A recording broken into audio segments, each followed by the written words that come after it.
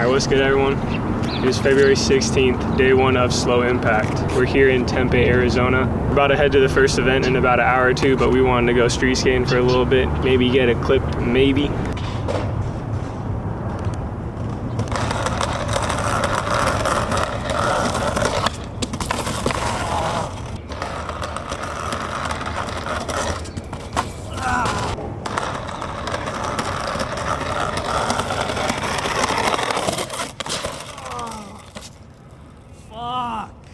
And yeah, I mean, it's a beautiful day, sunny, it's gorgeous. We out here.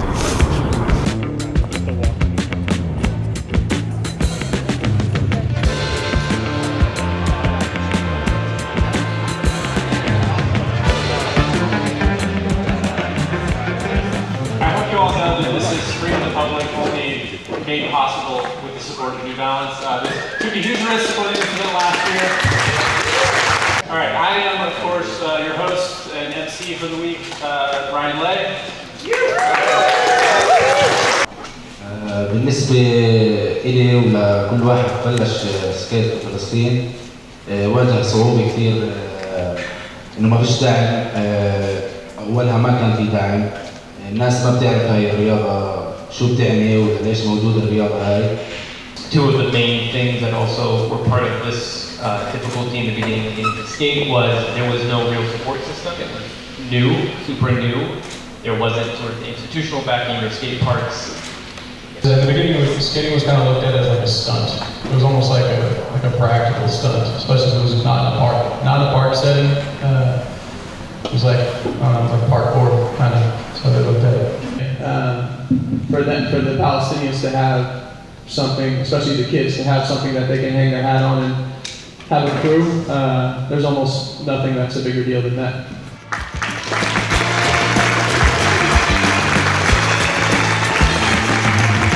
I really like the Palestine panel because I think it's really hard to articulate how kind of skate NGO work and skate charity work can contribute to the world, and I feel like they really tied it up well at the end where they were like, listen, skateboarding's not gonna stop the genocide, skateboarding's not gonna end, Israeli occupation, but it has this very small, tiny, important role to play. And I think acknowledging that it isn't the fucking big solution, it is actually like way more honest and helps people understand what they can do to help more. I like that. Yeah.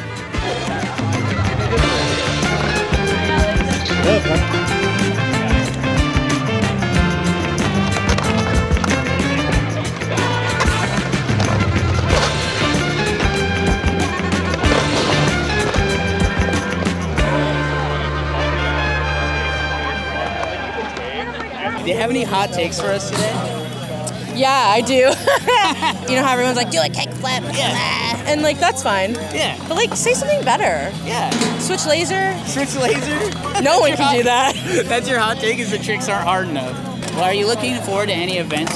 Literally everything. It is Besties weekend. There's so many besties in town, and I'm so excited. I work for Skate Like a Girl. Shout out SIC, Skateboarding Inclusivity Cooperative.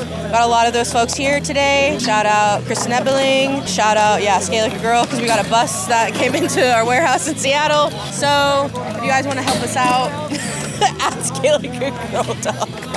I need one more hot take. No toe shoes. Thank you so much, Simon. I'll see you around. See you around.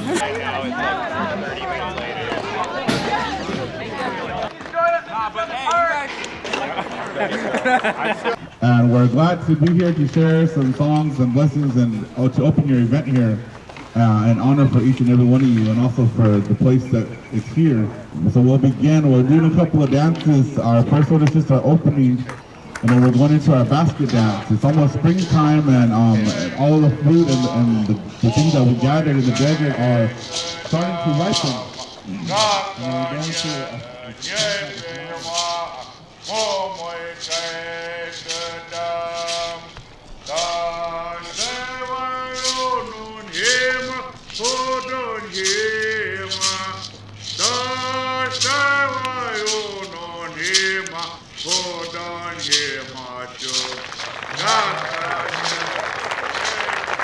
And we're going I'm Douglas Miles Sr., and I founded and started a brand called Apache Skateboards over 20 years ago.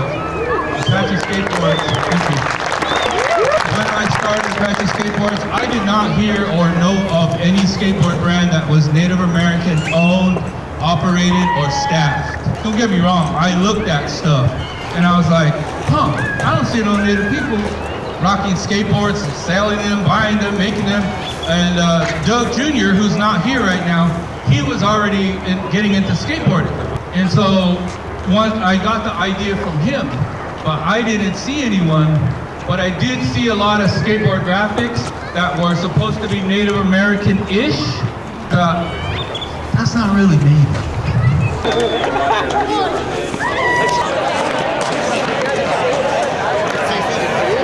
All right, so we're here in Tempe, Arizona, Fashion Week, also known as Slow Impact. Can you please tell us about the fit, at least first? Here up top, we got a KUOW bucket hat, the local Seattle NPR station. Ooh. Yeah, I'm a donor.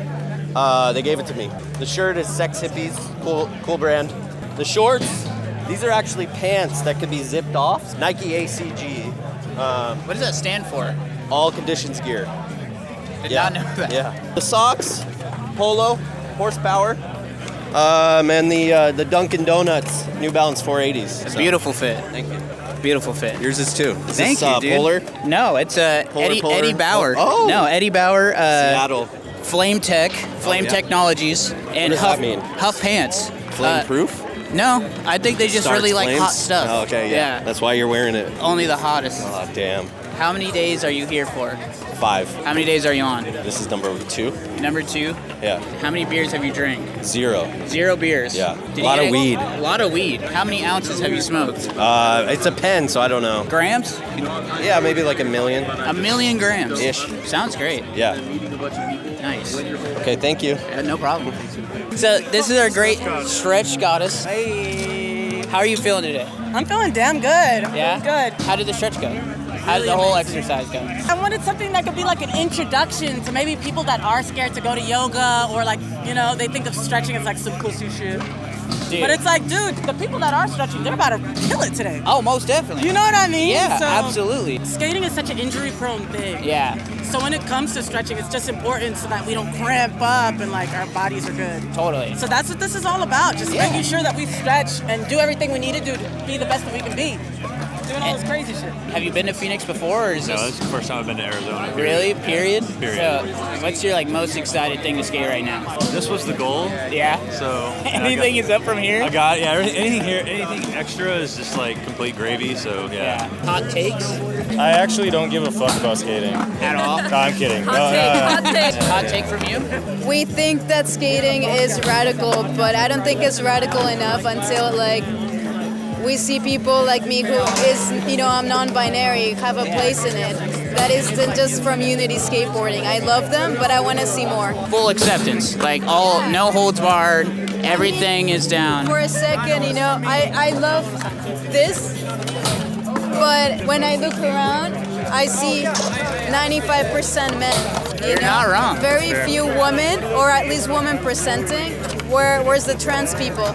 I'm happy, Jeff and Marby are having a show and they represent at least Marby. But again, the trans identities need to be. Do you think this event might help that? Do you think this is kind of a welcoming environment? Absolutely. I mean, like I said, Marby is having an art show and it's about uplifting and representing those identities. We are going to be part of a panel on Sunday for the paper sessions. Oh, no way. It's putting voices that are different from what we're used to in spaces that need them, and that's already a start. So I'm grateful that they've given us the opportunity to do that. Do you have your hot take ready for us yet? It's not that hot. My lukewarm take. As a man who appreciates good fashion, Okay. I think that clothing is made way too big of a deal in skateboarding. Really? Yeah. People who are talented but don't dress right, they get shit talked. Yeah. I don't think that's right. Yeah. I like it. A bit of a travesty. Style comes in all forms. Yeah, most definitely. It's right to appreciate it. It's not right to bash any of it. So also check out collegeskateboarding.com. Check out tuttifrutti.skate. Tutti Frutti. Yeah, spell it right. Tutti frutti, please. My hot take is I would rather watch a beginner skateboarder than a pro any day. Ooh, that's a spicy one. Pro skating is overrated. That's my hot take. Hot take. That's the hot Pro take. skating is overrated. The whole category of professional skateboarding. I like I'd to see rather my watch friends someone skate. drop It's in for the similar. first You time. basically Any day. you already said it. Yeah. Thank you so much for doing the interview.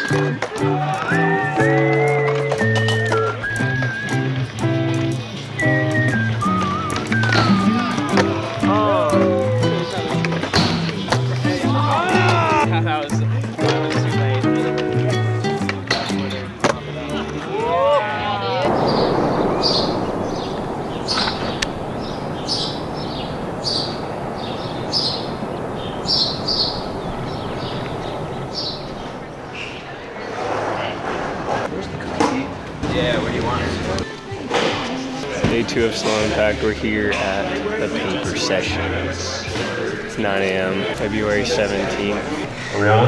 Yeah. Thank you all for being here. Thank you to all of the presenters, and I'll pass it off to Maurice.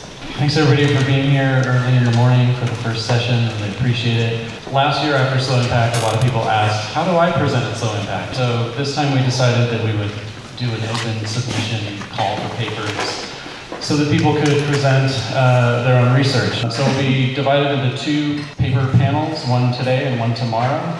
But yeah, in this paper, I argue that the emerging skate scene in Palestine functions as a site of quotidian anti-colonial resistance through reclaiming freedom of movement, both physically and mentally, resisting multiple effects of occupation and unsettling trauma spectacle through the play and joy associated and exhibited with the immediate act of skating in this locale. Therefore, the globalization of skateboarding, exactly when I started skateboarding in Italy, partly depended on these neoliberal revolutions that made DEX more accessible worldwide. Free Movement Skateboarding is a social skateboard program, an NGO whose work supports and promotes the well-being, the empowerment, and the social cohesion of youth in Athens through skateboarding. There were no girls who skated when I was a kid, and I read that and I'm like, fuck, no! I get why people say this, like even women say it, because it can feel like you were the only female skater, but it's possible. There's another girl like at the tennis court practicing alone because they don't want to be harassed or hit on. So I have a real beef with these statements. It makes me feel invisible, it makes me feel mad. But instead of like slashing tires, I've taken a very librarian, methodical route to dispel these myths by building an archive. Got up to 250 bios from the 1950s and onwards, and I'm just like getting into the 90s and the 2000s. Like, this is the wrath of a librarian. I love them both spotting the landing here. And here's 2 people both leaping, kind of not sure where they're gonna come down. So, thank you so much. So we're doing street skating today and tomorrow. And basically the way that this works is we have put together a mix of spots. So these are all spots that are skatable from here. If you head out, there's a couple spots right nearby here. The spots are geotagged with locations on them. The goal is basically to just find buddies and go street skating, do whatever you want, make content. We do have prizes that are available. Best slam, best doubles, can't look away, gross spectacular, don't BS ride. The Chris Sen Award, sketchy and fast, approved by Chris Sen himself. We've got the Beagle Award, no slide award. We might even throw in like a few more because we have a shitload of prizes that we need to give out. Which reminds me, we have Skull Candy is also sponsoring this event. All right, so without further ado, the Sober Skaters. Thank you, Ryan! I'm a lifelong skateboarder, and this May I'll be celebrating 10 years of sobriety. But this panel is not about me. We've put together an incredible panel of other sober skaters to tell you a little bit about their story and a little bit about their insights and viewpoints on the skate industry and more.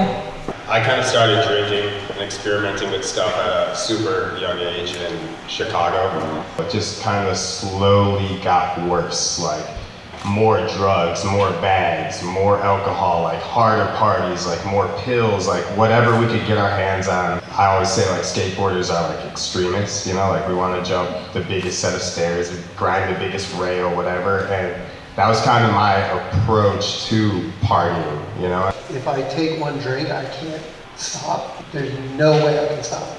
Getting completely sober was like the last thing I tried. Because I tried to do, I'm only gonna drink on the weekend, I'm only gonna drink and not do drugs, I'm only gonna drink this amount. Like that was something I tried first. And if I could moderate, I would. I think being just a caring friend and just being there for that person and seeing that person as a sick individual, because if they're struggling with drugs and alcohol and like they have like alcoholic or like drug addict tendencies, like that person's hurt, you know, and like really just listening to them and not like coming from a place of like non-judgment, because like we already feel shitty about ourselves when we're in our disease. Like I already feel like I'm a fucking piece of shit. I already know this stuff. So just like being there and like being able to like empathize and like treat that person as if they were sick and like suffering, because that's what the reality of the situation is. Like it's not always a fucking party. I'll talk to people if they're in my, if I love them and they're in my family or friends, I'll talk to them. As far as people I am only acquainted with, I do not preach sobriety whatsoever. But then I always struggle with it when it's someone, with a family member or a good friend. And yeah, I guess there's no easy answer. I think that's amazing coming from Patrick, because we've all seen Epically Later. We've all seen Guy Mariano talk about his life, and just seeing some of those documentaries that you've done was life-changing. It was amazing to see that you can tell a story, a skater can tell a story through that. It opened up a conversation between my friend group, being like, oh, did you watch the new one? Like Andrew Reynolds, Alyssa, and like all these legends that we looked up to when we were young kids. I don't think you know the impact that you've made in our culture, that skateboarding. You know, I don't know Guy Mariano, but after watching that, I feel like next time I see him, I'm gonna give him a hug. You know, and be like, congratulations, man, like you inspired me. So yeah, I think you've done some work that you don't know that you've impacted people, but you did for sure. All right, describe the positive effects of being sober, what's been really improved in your life since you chose to get sober, and if there's anything you want to share that's been really fucking hard. Well, I think everything I've done that's been a success has been sober. Once I went sober, like my mind state switched over. I ended up having all this extra time to like focus on how to better my situation, my family situation, and not worrying about what other people were thinking, and it worked out for the best, you know. Now I do so many things. I have like 6 different jobs, you know, and it's all because I started focusing on what's best for me, and that was the biggest thing, you know. Skate Shop Day. It's Skate Shop Day. Did everyone know that? But yeah, please support the local skate shops, your own skate shops. We love Michelle at Antisocial. Dave Wade couldn't make it either because of Skate Shop Day. So maybe next year we'll plan it a week later. Lastly, again, the Ben Ramers film is going to start promptly at sunset. We're on a tight schedule tonight. We've got a lot of things going on. And that's it for me today. Thank you. Like about 2 hours ago, we just got done watching the panel about the sober peoples. So now it's like the spot seekers time where everybody goes out, disperses, and everybody just clips up street skating. They gave us like a cool little spot list, or a slow impact like list of spots. It's like this little Instagram account we can put it on the screen or whatever. We found a spot that we like. It's a little abandoned building of some sort. It's got cool spots like these little planters, but they're like, you can see the inside of it like a ledge or the outside of it like a ledge. I'm treating them like a mani pad right now, but we're gonna film VS, we're working on a little edit. Just some fun since we're in AZ for a bit. Time to go get some clippies. You know what I mean?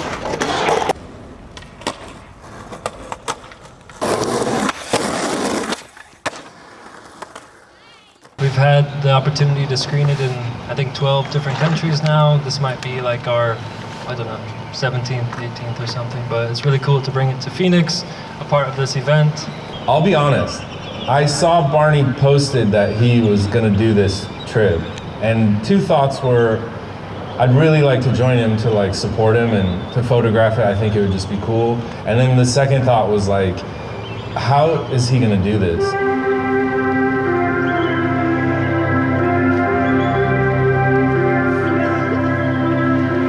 You've heard of people running and cycling from Donegal to Land's End, but how about skateboarding it? The Barney page is doing just that, skating 941 miles in 25 days.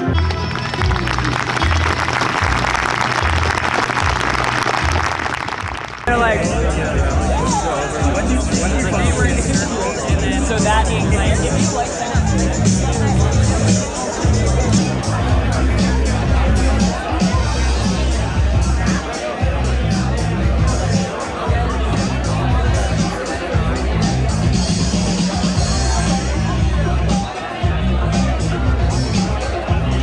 Watch the Ben Ramers doc. This is not as good as that, so it's a tough act to follow. But it's similar in a weird way because the editing pacing is the same. It's like a guy on an adventure parallels, well, his own career. And in this video, we go on a hike with him. I hope he likes it. I hope you guys like it. So anyway, this is it. Ryan Lee, have a good night. Ryan has this focus and sort of a need to work as hard as possible to like get this thing. He's had the craziest path to like being a sponsored skater of anyone I've known. He's had like, I feel like 5 different careers. Ryan is the best skater from our town ever.